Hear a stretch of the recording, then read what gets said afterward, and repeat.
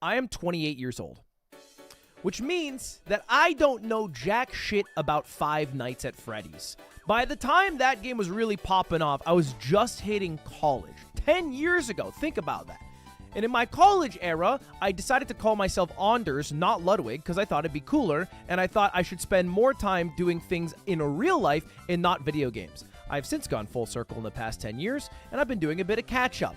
I've figured out what Skibbity Toilet is, I've even played a bit of Minecraft, but I've never dabbled into the world of Five Nights at Freddy's. And because MatPat is retiring, it seemed like the perfect time to catch up on all the lore. So today, boys, the plan is simple. We are going to find out everything about the Five Nights at Freddy's lore by watching a bunch of game theory videos. And at the end, I am hoping to talk to MatPat directly to distill within a minute what the Five Nights at Freddy's lore is all about, and he will determine whether we are actually right or wrong. But first, I figured it'd be kind of fun if I took a stab at it right now. Now again, I don't know jack shit. I've played Five Nights at Freddy's. I want to say it was the original game maybe 2 years ago for about 2 hours. And that's all my context. And then like what I have heard. So I'm just going to take a minute right now and I'm going to try to distill what Five Nights at Freddy's is about based off what I currently know, which is jack shit. So Five Nights at Freddy's, okay, Five Nights at Freddy's is about somebody who works at like a Chuck E. Cheese like place with a bunch of animatronics, and he is the security guard, and at night the animatronics come to life and try to kill him. And there's like a purple one that's like the main one that everyone thinks about, and then there's like a yellow one called Chick that I think a lot of people are sexually attracted to. And then all I know outside of that is that MatPat at some point guessed the lore, and then the creator of the lore changed it, and then they made a movie, and Josh Hutcherson is the guy. That's about it. That's about all I know. That's about all I know. I know literally nothing. I couldn't tell you another word. I would just be making shit up. I literally know nothing else. So we're going to try today to actually learn. And I've lined up quite a few videos for us to watch. Now, again, I'm only going to be watching game theory videos. Don't yell at me for that. The reason is because I have expressed permission from MatPat and from Game Theory to watch these videos. All right? So I'm not going to be watching. Don't be like, no, Ludwig, you got to watch this 1 hour lore dump or this 12-hour lore dump from this other creator. No.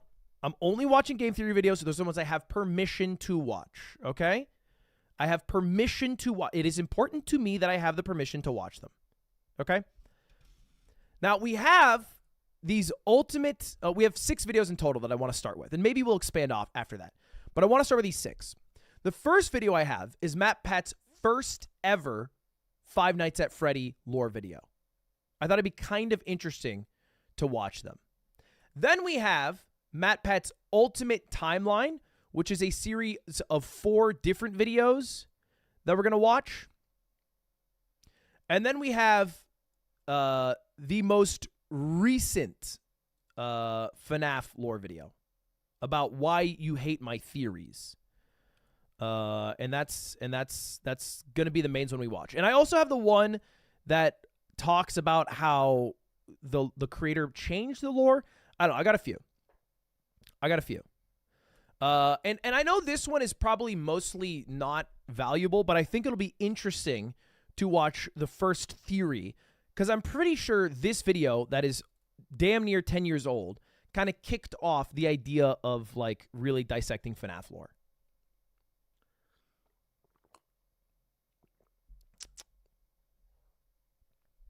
It might suck, but I want to take a look at it. And I might skip around. I might stop watching partway through, but I want to give every video a shot. So anyway, let's get started with this one. Today we are playing the scariest game of Oh, is he just playing it? Creation. Probably never heard of it. It's called Five Nights at Freddy's. Here we go. The audio mix. Oh my god. It's the worst audio mixing I've ever heard. Wait, what the fuck? It's a camera. The camera came up. Oh, was that a bunny? Was that a bunny? I think it was a bunny. So this is the game I played. I remember playing this game. Oh my gosh. I am so scared right now. Oh god! Huh. It was only the fan. It's only the fan. Only a fan. And I'm pretty sure you can look left and look right and then look at the cameras. I have never played a game this intense. Okay, I'm gonna actually end it all, Matt Pat. I cannot handle the static being 8,000 times louder than your quiet voice. I can't handle it. God, shut the doors, shut the doors, shut the doors. Oh, please don't see me, please don't see me, please don't see me, please don't see me, please don't see me. I'm so scared right now. I'm so scared. Can you tell how scared I am right now? Okay, I actually can't watch this. I can't watch this. I can't watch this. Out of context, it just looks like he's coming. I can't watch. That's crazy. That's great. Let's get to the game theory logo.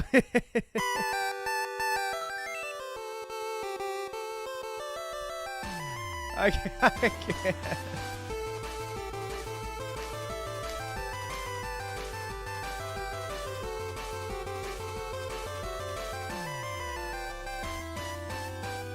Hello, Internet. Welcome to Game Theory, where fear is our middle name. Matthew Fear Patrick. It's a very strange name. It is a strange name. Okay, I'll admit it. I didn't give Five Nights at Freddy's enough credit when it first came out. A few jump scares from creatures that, aren't that scary. People overreacting to it on YouTube. Meh, pass. But then when I asked you about it, you showed overwhelming support for an episode on the game on Twitter, so I began to dig a little deeper. And what I found was some of the most interesting storytelling, most intriguing mysteries, and most disturbing events I'd read about in a long time. Now, It's crazy that if a bunch of people on Twitter didn't tell him to watch Five Nights at Freddy's lore or like play the game again to discover the lore, his life would be so much different. Because I feel like Matt Pat has a lot of different successes, but Five Nights at Freddy's like the fucking shit he's known for.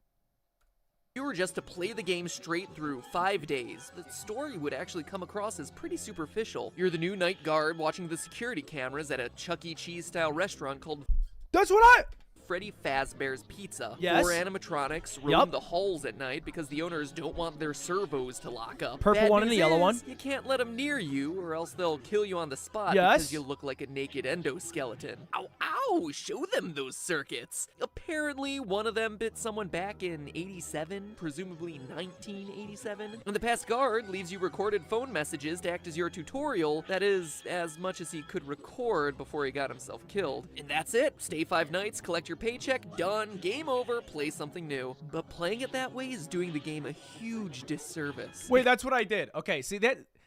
This is literally, he just recapped what I recapped all I know about Five Nights at Freddy's. And now he's saying I'm a big dumbass for that. Okay. Because that's not even scratching. Why is everybody spamming the bite of 87? Is this a meme? Was that the bite of 87?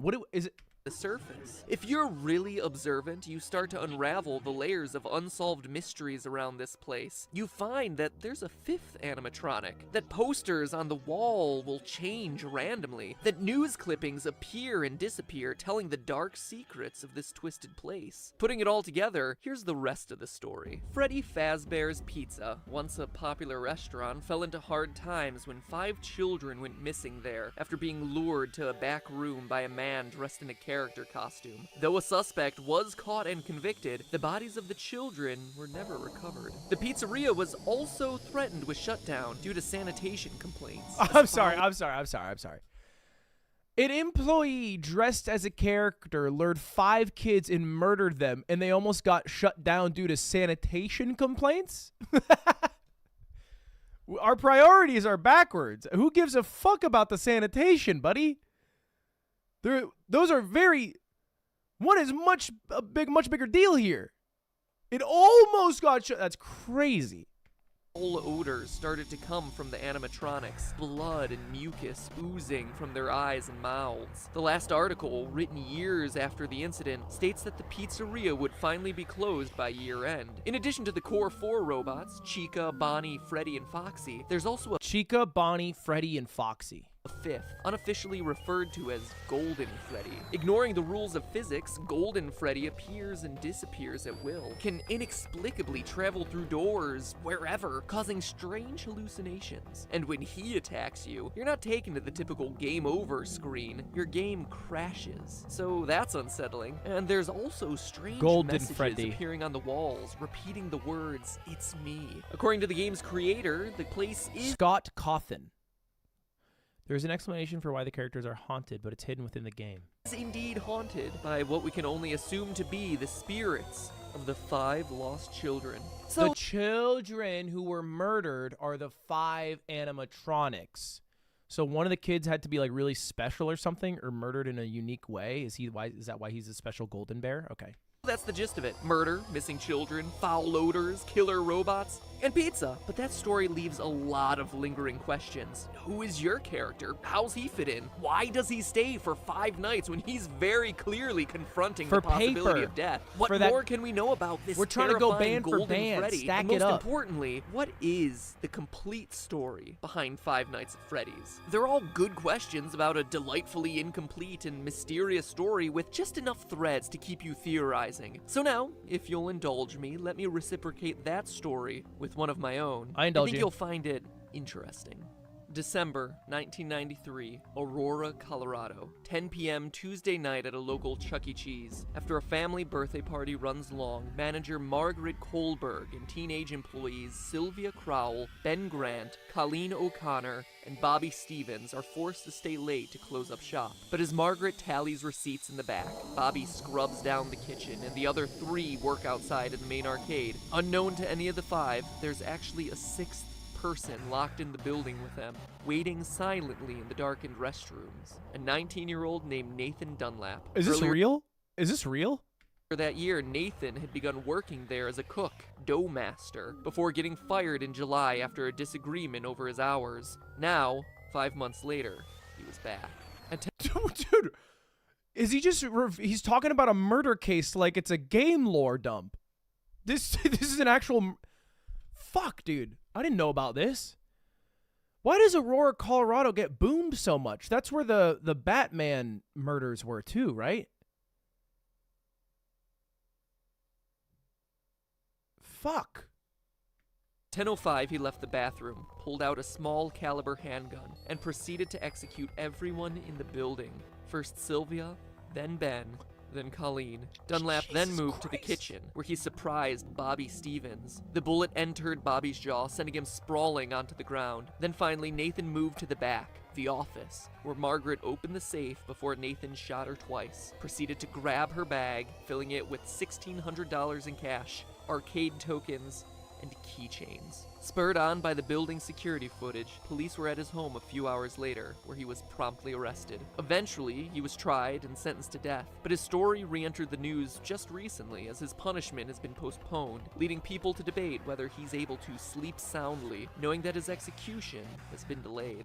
This is a tragic story, a disgusting waste of human life, and one that I won't joke about or make fun of in any way, but I want to address it because I have a strong suspicion that this story is the one that inspired Five Nights at Freddy's. Let's look at the facts. First, I don't think that there's any doubt because it was at a Chuck E. Cheese and 5 people were murdered, and there's 5 people who were murdered in the Five Nights at Freddy's lore, and there's 5 animatronics. I think I can connect the dots here. I'm not dumb. Freddy's is a parody of Chuck E. Cheese. From the singing animatronics to the alliterative... I feel like he's just going to say everything I just said, right? Like, I can just skip this. Wage was $3, low minimum weekly with your character's paycheck. Each night you're working a 6-hour shift, and you're spending 5 nights there. So that's 30 hours of total work time for $120. In total, $4 an hour. How can they do that? That's below minimum wage. Because it's the minimum wage of 1993. 2014. But in 1990, minimum wage was $3.80. In 1991, it was raised to $4.25. And by 1996, you were looking at about $5 an hour. So yeah, that's actually not a bad logic. Of kids missing to the number of animatronics, saying that the children's bodies were stuffed in the various suits. And this appears to be true. Bonnie and Chica both have moans and raspy breath sound effects, as though someone's trying to cling to the last threads of their lives stuffed in. Jesus fucking Christ. inside the costumes. And other sounds made by the animatronics are just slowed down versions of children's laughs and screams. Additionally, as I don't the get news why it's clipping children, though. mentions, the suits ooze blood and mucus and begin to stink like decaying. I don't get, by the logic of it being the people who were murdered in 93, why would it then be children in this lore? bodies or reanimated corpses. So 5 victims, 5 suits. Seems like a slam dunk. Sure. But nowhere does it say that all 5 were murdered, only that they went missing and couldn't be found. Also, the trouble a lot of people have with this theory is Golden Freddy. Why is that guy so limp and lifeless? So unlike the others. It's weird, until you go back to the real life story. Yes, there were 5 people shot that night in Chuck E. Cheese, which matches the 5 victims in Freddy's story. But of those, one survived. Bobby, the one from the kitchen, miraculously survived the shot to his jaw. After he was knocked to the floor by the bullet, he went limp, played dead, to avoid the killer coming back to finish the job. And that relates exactly to the advice you're given on night 3 by the phone guy. Try playing dead. You know, go limp. Again, let me reiterate that I'm not trying to make light of the real life events by comparing them to bear costumes and animatronics, but I do want to point out that these similarities do exist. And what else is limp and appears to be a lifeless, empty suit in the game? Golden Bear. Freddy. Surviving the Golden attack, Freddy. Bobby was able to go to trial and be a damning piece of evidence in the case against Nathan Dunlap, ultimately leading to his death sentence. Which animatronic surprises you by appearing randomly? The one you don't expect and has no clear pattern? Golden Freddy. It's also worth mentioning that of all the cameras in the restaurant, one is always black, preventing you from seeing what's going on. That camera is located in the kitchen, leading many to assume it's where Golden Freddy hides, which just so happens to be the place Bobby was able to survive the attack. So I ask, odd coincidence or source of inspiration? In fact, if you think about it, the behavior of the animatronics really corresponds with— Chat, you can't say don't watch, it's outdated. I'm watching this, and then we're watching the updated one. I wanted to watch the first lore video and the last one. If he debunks it later, that's fine. But let me explore, right? Don't tell me where I can tunnel and learn from. Let me learn. Let me learn and then unlearn. Okay? key features of each of the real-life story's victims. We just covered Golden Freddy and Bobby, but the rest have strange parallels too. Bonnie goes into the utility closet filled with floor cleaning supplies, the most prominent ones being a mop and a broom. It's probably one of the most random rooms in the game, until you consider that Ben, the second victim, was vacuuming at the time of the attack. Foxy is kept sequestered in the back of the building, behind a curtain, more aggressive than all the rest. Similar to the way Margaret, the manager, was in the back office counting receipts at the time of the murder, and her role as manager would inherently make her more aggressive or assertive. Sylvia was closest to the bathroom and was cleaning up the salad bar at the time of the attack. Chica walks past the bathroom and is associated with food. And Freddy, well, he doesn't have that strong of a parallel with Colleen, but he does appear in the girl's restroom. Odd for what we would assume to be a male animatronic. Maybe it's a reference to Colleen being a girl, or a nod to Nathan's plan of hiding in the bathroom until he was ready to attack. Alright, after doing all the research, reading every fan theory in existence, and putting all the clues together, what can this mean for the story of the game? I think the game is an allegory for that night back in 1993. Here's my final interpretation. You, Mike Schmidt, are the murderer, former employee of Freddy's Pizzeria. Like Nathan in the real story, you were fired for the reasons stated in the Day 7 pink slip: tampering with the animatronics, being unprofessional,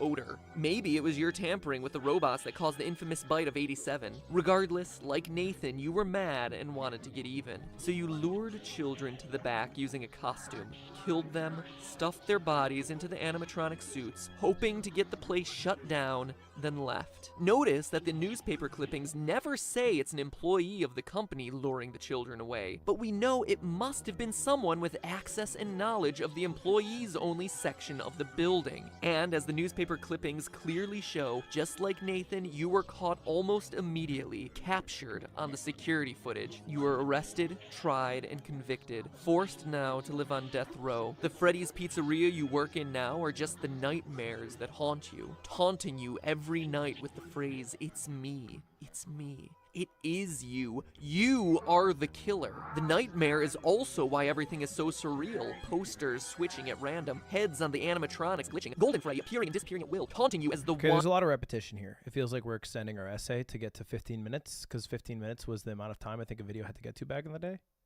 But I think I get the idea. Okay, I get the idea. The original lore, or excuse me, the original theory was that Five Nights at Freddy's was based off a real murder case at a Chuck E. Cheese in Colorado where 5 people were murdered by a former employee. That's the original one, okay? I feel good about it. I feel like it's now just repeating the same thought.